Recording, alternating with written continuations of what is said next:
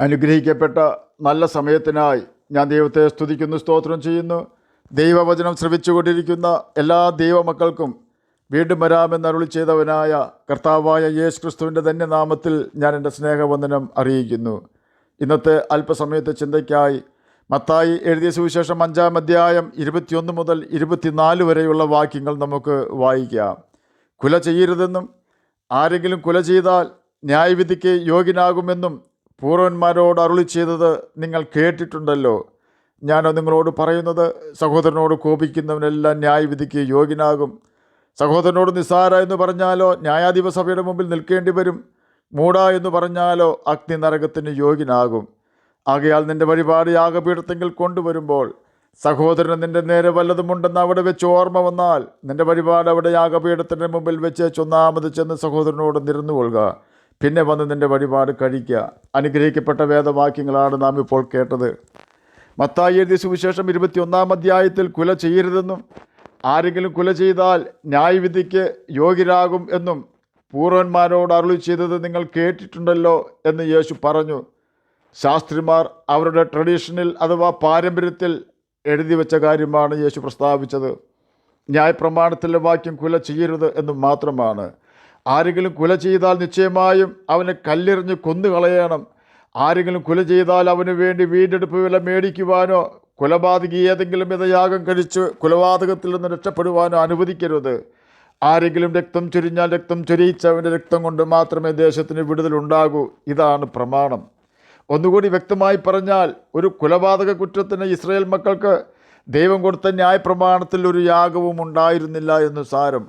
എന്നാൽ ശാസ്ത്രിമാർ ദൈവത്തിൻ്റെ ന്യായപ്രമാണത്തെ തെറ്റായ വ്യാഖ്യാനം കൊണ്ട് ദുർബലമാക്കിയിരുന്നു. അവരുടെ ട്രഡീഷനിൽ അഥവാ പാരമ്പര്യത്തിൽ അവർ എഴുതി വെച്ചു, ആരെങ്കിലും കുല ചെയ്താൽ ന്യായവിധിക്ക് യോഗ്യനാകും എന്ന്. ന്യായം വിധിക്കുന്നവർക്ക് കൈക്കൂലി മേടിച്ചോ പക്ഷപാതം കാണിച്ചോ കൊലപാതകിയെ രക്ഷിക്കുവാനുള്ള ഒരു തന്ത്രമായി ഇതിനെ കണ്ടാലും തെറ്റില്ല. എന്തു തന്നെയായിരുന്നാലും അത് ന്യായപ്രമാണത്തെ യിരെമ്യാ പ്രവചനം 8-ാം അധ്യായം 8-ാം വാക്യത്തിൽ രേഖപ്പെടുത്തിയിരിക്കുന്നത് പോലെ ശാസ്ത്രിമാരുടെ കള്ള എഴുത്തുകോൽ വ്യാജമാക്കി മാറ്റിയിരിക്കുകയായിരുന്നു. യേശു അതിനെ യഥാസ്ഥാനത്താക്കുന്ന രംഗമാണ് മത്തായി എഴുതിയ സുവിശേഷം 5-ാം അധ്യായം 22 മുതൽ ഉള്ള വാക്യങ്ങളിൽ നാം വായിക്കുന്നത്. മത്തായി എഴുതിയ സുവിശേഷം 5-ാം അധ്യായം 22-ാം വാക്യം തുടങ്ങുന്നത്, ഞാനോ നിങ്ങളോട് പറയുന്നത് എന്ന വാക്കുകളോടെയാണ്. സഹോദരനോട് കോപിക്കുന്നവനെല്ലാം ന്യായവിധിക്ക് യോഗ്യനാകും. ഏതെങ്കിലും ഒരു ശിക്ഷ സഹോദരനോട് കോപിക്കുന്നവന് ലഭിക്കുമെന്ന് തീർച്ച. സഹോദരനോട് നിസ്സാര എന്ന് പറഞ്ഞാലും ന്യായാധിപസഭയുടെ മുമ്പിൽ നിൽക്കേണ്ടി വരും. ഏതെങ്കിലും ഒരു ശിക്ഷ ആ വ്യക്തിക്ക് ഉറപ്പായും ലഭിക്കും എന്ന് തീർച്ച.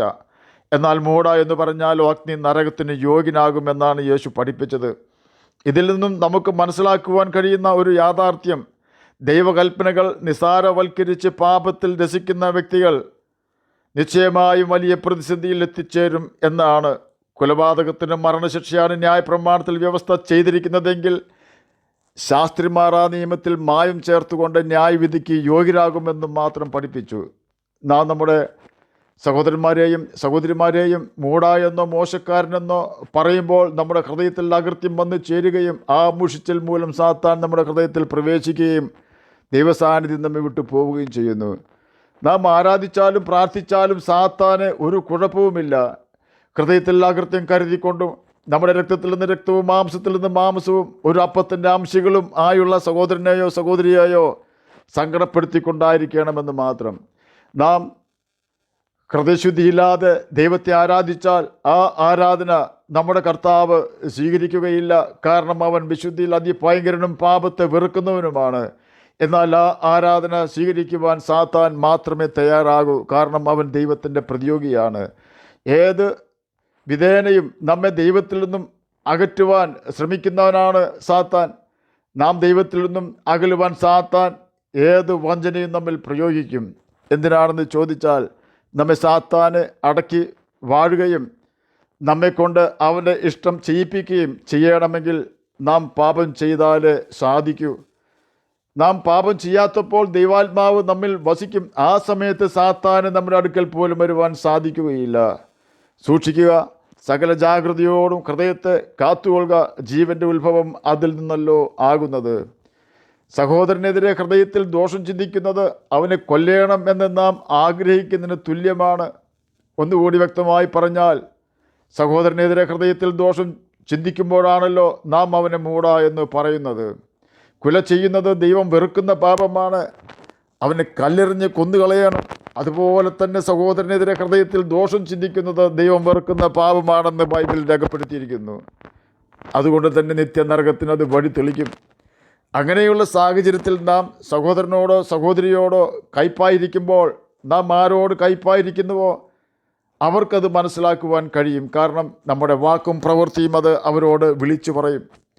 യാക്കോബ് തൻ്റെ ഭാര്യമാരോട് പറയുകയാണ്, നിങ്ങളുടെ അപ്പൻ്റെ മുഖം എൻ്റെ നേരെ മുൻപ് ഇരുന്നതുപോലെയല്ല എന്ന് ഞാൻ കാണുന്നു. ഹൃദയത്തിൽ നമുക്ക് ആരോടെങ്കിലും വൈരാഗ്യമുണ്ടെങ്കിൽ അത് നമ്മുടെ മുഖത്ത് പ്രകടമാകും. അങ്ങനെ ചെയ്താൽ നാം മുഖാന്തരം നമ്മുടെ പ്രിയപ്പെട്ടവർ ദുഃഖിക്കും. മറ്റുള്ളവരെ ദുഃഖിപ്പിച്ചുകൊണ്ട് നാം എത്ര വലിയ പ്രവൃത്തി ചെയ്താലും, എത്ര വലിയ ദൈവപ്രവൃത്തി ചെയ്താലും ആ പ്രവൃത്തി ദൈവം സ്വീകരിക്കുകയില്ല. അതുപോലെ തന്നെ നാം എത്ര വലിയ ആരാധന നടത്തിയാലും ആ ആരാധനയിൽ ദൈവം പ്രസാദിക്കുകയില്ല. നാം അതിൽ നിന്നും രക്ഷ നേടേണ്ടതിന് ഒന്ന് മാത്രം ചെയ്താൽ മതി, ആ വ്യക്തിയോട് നിരപ്പ് പ്രാപിക്കുക. എന്നോട് ക്ഷമിക്കണമെന്ന ധൈര്യത്തോടെ നാം ആ വ്യക്തിയോട് പറയാമെങ്കിൽ നമ്മുടെ ഹൃദയത്തിൽ ആശ്വാസം നിറയുന്നതും ദൈവിക സന്തോഷവും സമാധാനവും വന്നു ചേരുന്നതും നമുക്ക് ആത്മാവിൽ അനുഭവിക്കുവാൻ സാധിക്കും. നാം ദൈവിക സമാധാനത്താൽ നിറയുമ്പോൾ ഹൃദയത്തിൽ നിന്നും സകലവിധ കയ്പും വിദ്വേഷവും നിരാശയും പൈശാചിക ചിന്തകളും നമ്മെ വിട്ട് ഓടി മറയുന്നു. ഈ സമയത്ത് സകലരോടും കരുണ കാണിക്കുവാനും ക്ഷമിക്കുവാനും നമുക്ക് സാധിക്കും. അതുകൊണ്ടാണ് ഒരു സഹോദരനെതിരെയും ഹൃദയത്തിൽ ദോഷം ചിന്തിക്കരുതെന്ന് കർത്താവ് നമ്മോട് കൽപ്പിക്കുന്നത്. ആകയാൽ ഏത് വിധേനയും പിശാചിനെ നാം ജയിക്കണം. സാത്താൻ നമ്മെ തോൽപ്പിക്കരുത്. അവൻ്റെ തന്ത്രങ്ങളെ നാം അറിയാത്തവരല്ലല്ലോ, അഥവാ സാത്താൻ്റെ തന്ത്രങ്ങളെ നാം ദൈവാത്മാവിൻ്റെ ശക്തിയാൽ പഠിക്കണം. പിശാചിന് ഇടം കൊടുക്കാതെ ഇടപെടാതെ പ്രാർത്ഥിക്കണം. ഏതെങ്കിലും വ്യക്തികൾ നമ്മോട് കയ്പായിരിക്കുന്നുണ്ടെങ്കിൽ ആ വ്യക്തിക്ക് നമ്മോട് കരുണ തോന്നണമേ എന്ന് യേശുവിനോട് നാം പ്രാർത്ഥിച്ചാൽ ആ വ്യക്തിയുടെ ഹൃദയകാരനെ മാറിപ്പോവുകയും നമ്മുടെ ശത്രു എന്ന് നാം ചിന്തിച്ചിരുന്ന വ്യക്തി നമ്മുടെ നല്ല സ്നേഹിതനായി തീരുകയും ചെയ്യും.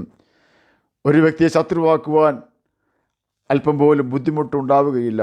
എന്നാൽ ഒരു വ്യക്തിയെ നമ്മുടെ സ്നേഹിതനാക്കുവാൻ നാം ആ വ്യക്തിക്ക് വേണ്ടി പ്രാർത്ഥിക്കേണ്ടത് ഏറ്റവും ആവശ്യമാണ്.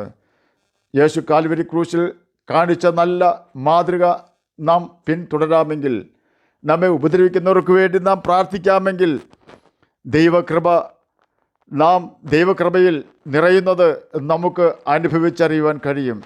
ആകയാൽ നമുക്ക് എല്ലാവരോടും ക്ഷമിക്കുകയും കരുണ കാണിക്കുകയും ചെയ്ത് ദൈവമക്കളായി ജീവിക്കുകയും കർത്താവിൻ്റെ കൽപ്പനകൾ അനുസരിച്ചുകൊണ്ട് നിത്യജീവന് അവകാശികളായി തീരുകയും ചെയ്യാം. അതിന് കർത്താവ് നമ്മെ സഹായിക്കട്ടെ എന്ന് പ്രാർത്ഥിച്ചുകൊണ്ട് ഞാൻ എൻ്റെ വാക്കുകളിൽ നിന്ന് വിരമിക്കുന്നു. നമുക്ക് പ്രാർത്ഥിക്കാം. ഞങ്ങളെ സ്നേഹിക്കുന്ന സ്വർഗീയ പിതാവേ, നല്ല വചനത്തിനായി അങ്ങയെ സ്തുതിക്കുന്നു, സ്തോത്രം ചെയ്യുന്നു. എന്നെ കേൾക്കുന്ന ഏതെങ്കിലും പ്രിയപ്പെട്ടവർ ഹൃദയഭാരത്തോടെ ആയിരിക്കുന്നെങ്കിൽ അങ്ങ് അവരുടെ ഹൃദയഭാരം മാറ്റിക്കൊടുക്കണമേ. ഏതെങ്കിലും വ്യക്തികൾ തങ്ങളുടെ പ്രിയപ്പെട്ടവരോട് കയ്പായിരിക്കുന്നെങ്കിൽ അവർക്ക് അതിൽ നിന്നൊരു മോചനം കൊടുക്കണമേ. ഭാവിക്ക് വേണ്ടി വിലപിക്കുന്ന ഏതെങ്കിലും പ്രിയപ്പെട്ടവരോട് എന്നെ കേൾക്കുന്നുണ്ടെങ്കിൽ നല്ല ഭാവി അവർക്ക് നൽകി കൊടുക്കണമേ. രോഗത്താൽ ഭാരപ്പെടുന്നവർക്ക് രോഗസൗഖ്യം കൊടുക്കണമേ. സമാധാനമില്ലാത്തവർക്ക് സമാധാനം കൊടുക്കണമേ. അങ്ങയുടെ വചനം വായിക്കുവാനും ഗ്രഹിക്കുവാനും അതിന് പ്രകാരം ജീവിക്കുവാനും അടിയനെ കേൾക്കുന്ന അങ്ങയുടെ മക്കളെ സഹായിക്കണമേ. പ്രാർത്ഥന കേട്ടതിനായി സ്തോത്രം. യേശുവിൻ്റെ നാമത്തിൽ തന്നെ ആമേൻ. കർത്താവ് എല്ലാവരെയും അനുഗ്രഹിക്കട്ടെ. സ്തോത്രം.